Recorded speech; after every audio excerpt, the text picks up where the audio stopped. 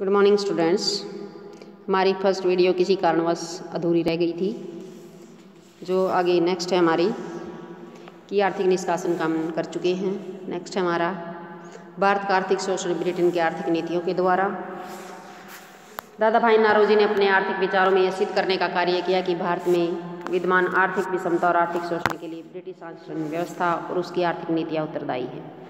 British शासन का स्वरूप शोषक एवं दमनकारी इसलिए था क्योंकि यहाँ की निर्धन जनता से करों के रूप में जो धन वसूल किया जाता था उसका एक बहुत बड़ा भाग भारत के वासियों के कल्याण पर खर्च होने की अपेक्षा देश से बाहर ब्रिटेन को समर्थ बनाने के लिए भेज दिया जाता था।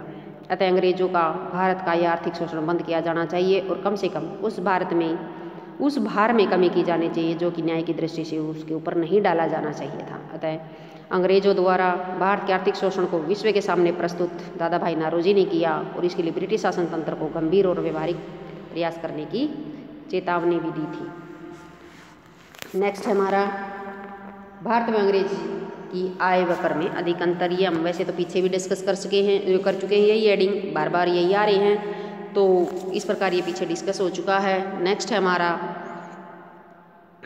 जो भारतीय गरीबी के चित्रण का प्रस्तुतिकरण।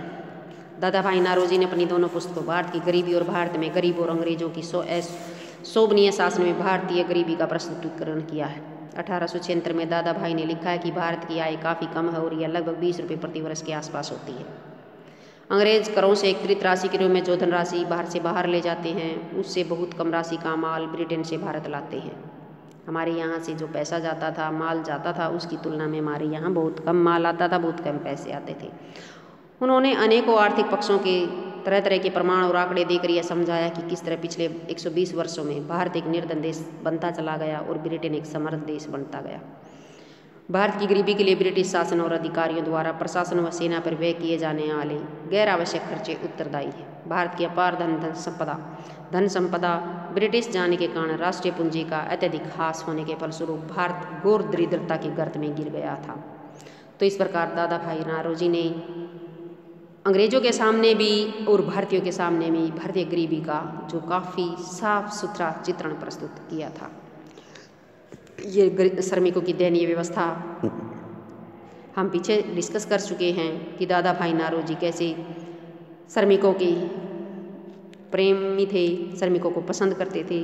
वो उनको बहुत ही ज़्यादा उनकी स्थिति को देखकर दुखी हो जाते थे और उनकी दयनीय स्थिति को सुधारने में या उसे के प्रबल इच्छुक थे। हमेशा अंग्रेजों को धमकियाँ भी देते थे और कहते थे कि अंग्रेजों की श्रमिकों की पेंशन और वृद्ध व्यवस्था पेंशन शुरू की जाए। उनके लिए न्यायालय की स्थापना की भी एक योजना बनाई थी कि उनसे रिलेटेड जो होती है भूखमरी की कगार पर पहुंच चुके भारतीय श्रमिकों और किसानों की आवाज़ ब्रिटिश संसद में भी उठाते थे।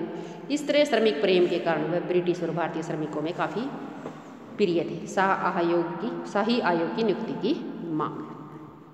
दादा भाई नारोजी ने भारत के आर्थिक शोषण में ब्रिटेन और भारत के मध्य वित्तीय संबंधों की जांच करने के लिए शाह आयोग गठित करने की मांग की थी। उनका विचार था कि ब्रिटिश शासन द्वारा किन विधियों से भारत की आर्थिक शोषण किया जा रहा है, किस तरह भारतीय धन का प्रभाव ब्रिटेन की ओर हो चुका है, इसकी जाँच के लिए एक शाही आयोग का गठन किया जाना चाहिए। दादा भाई द्वारा भारत के देश के आर्थिक जीवन विशेष रूप से भारतीय वित्तीय स्थिति के विषय में प्रस्तुत आंकड़ों के आधार पर वह ब्रिटेन द्वारा भारतीय आर्थिक दशा की जांच करने के लिए एक संसदीय समिति की नियुक्त करने में भी सफल हो गए थे। उस समिति के समक्ष उन्होंने 16,000 शब्दों में अपने विचार प्रस्तुत किए थे। तो निष्कर्षों में हम कह सकते हैं कि दादा भाई नारोजी के आर्थिक विचारों पर सर्वोच्च स्थान प्राप्त धन की निकासी संबंधी विचारों का अध्ययन करने के पश्चात हम निष्कर्ष पर पहुँचते हैं कि दादा भाई ने अपनी दूरदर्शिता से भारतीय की दयनीय आर्थिक स्थिति का ध्यान बहुत पहले ही अपनी ओर आकर्षित कर लिया था। उन्होंने न केवल धन की निकासी संबंधी विचार प्रस्तुत किए अपितु उसकी रोकथाम के उपाय भी बताए थे। दादा भाई के अनुसार प्रशासन का भारतीयकरण कर दिया जाना चाहिए। सभी उच्च पदों पर आसीन ब्रिटिश व यूरोपियन नागरिकों को पद छोड़ने के आदेश दिए जाने चाहिए। इससे भारत की प्रत्येक प्रकार की उन्नति आरंभ होगी।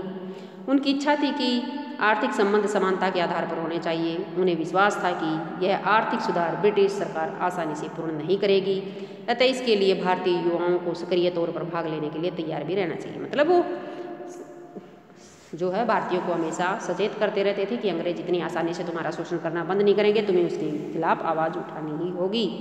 यदि आर्थिक शोषण ऐसे ही चलता रहा तो लोग केवल ब्रिटिश माल का ही बहिष्कार नहीं करेंगे, अपितु ब्रिटिश शासन का भी बहिष्कार किया जाएगा, तभी जाकर ये आर्थिक शोषण और आर्थिक निष्कासन जो है वो बंद हो सकता है। तो आज का हमारा ये टॉपिक जो है दादा भाई नारोजी के आर्थिक विचार और धन की निकासी का सिद्धांत खत्म हुआ। नेक्स्ट वीडियो में नेक्स्ट टॉपिक के साथ आपसे फिर मिलते हैं, तब तक के लिए धन्यवाद।